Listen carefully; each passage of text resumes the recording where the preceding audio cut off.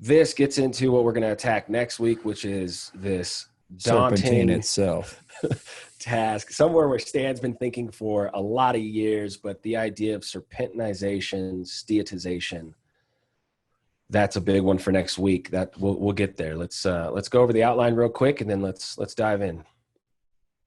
So yeah, first we'll take a look at what is kerogen, and it'll be quite a bit different from some of you that are used to kerogen, although we do go back to the original gentleman that proposed the term. We honor that. Then we'll look at different kerogen types from a conventional point of view, and then we'll point out that kerogen really is probably the source of oil. A lot of the chromatograms are extremely similar. We'll look at the carbon cycle as in kerogen on Earth, from alkanes to graphene to graphite.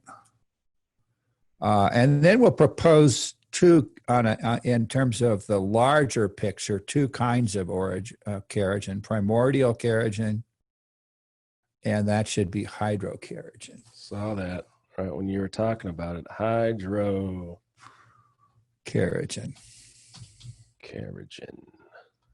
We'll be probably doing a little bit of that throughout this presentation. Well, hopefully. We'll leave it for the end, but that's a good one. But that is an important one because basically, as we'll see, primordial kerogen is a bunch of knotted up PAH, polyaromatic hydrocarbons.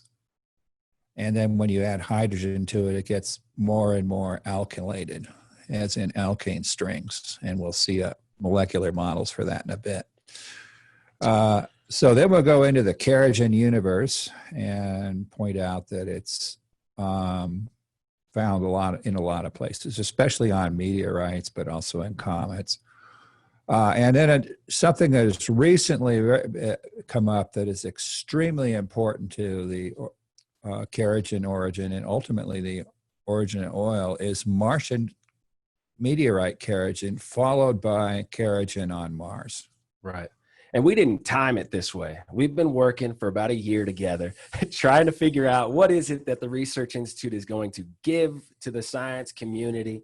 We came up with the UDH short course or webinar series, and we worked really hard on trying to figure out how are we going to actually walk through this technically and allow people to really get something from this that they can apply tomorrow. And then all of a sudden, all this data comes back on Mars. Well, it didn't all of a sudden. We just stumble our way into it, 3 months ago, and kerogen on Mars. And all this data comes back, and that it opened up the floodgates for us at the Research Institute to realize that this is an unbelievable, timely opportunity to talk about kerogen and its place in the UDH process and all that stuff. So that just opened it up for us to really go for what we're doing here. Well, the important thing about it is that it goes on like it does on this planet in the context of mud volcanism.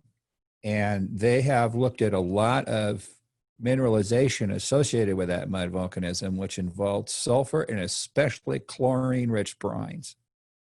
But the really important thing about it, as we'll stress it a couple more times, can't stress it enough, is that there's no biology up there. So basically, we're looking at hydrogenation of kerogen in the absence of biospheric material. Right. And that gives us a real window into how things might happen on this planet. And then we'll come to the planet. That's right. Come back to Earth and look at different settings for kerogen, old kerogen, young kerogen, what real biospheric kerogen looks like so far, which is not anything like a normal kerogen oil-related chromatogram. Interesting enough, yesterday, building all this stuff, that comes from a biology study, not a rock study at all. Right. They wouldn't know geology if it bit them. They were trying to figure out whether the plankton and all the other stuff floating on the surface of the Mediterranean oceans, seas, were coming from oil tankers. And then they found out that the biospheric material has a completely different chromatogram. So ironically, they said, oh, well, it's not oil that's floating around out there. It's normal biosphere. And that was an interesting contrast. Anyway, we'll talk more about that. Right. And then we'll go after we look at those settings. When we'll go from the deep to the steep, we'll start out with some mantle kerogen, and then look at the ultimate kerogen / carbon cycle on Earth, and conclude that with what happens to kerogen after you hydrogenate it, make an oil field, and then start cooking it in some kind of a metamorphic belt like you have in the Caledonite origin in Norway and Scotland. Just real quick, before we dive in, at the end, we always have discussion, and that's the importance of this. It's building a community that is engaged to challenge everything in order for us to actually make some real discoveries and move the science forward with more predictability. So the discussion at the end, we hope you stay for that. That's all I wanted to say. All right, Stan. Okay, here's the guy that Alexander Crum Brown, his vintage is 1838 to 1922, and towards the end of his career, he introduced the term kerogen as a chemist in 1906.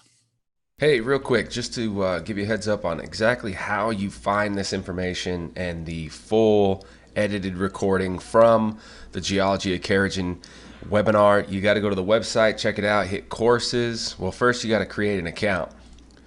So that means, for publications, the easiest way to do it is to try to access publications, click here to register, give us the information. It's completely free.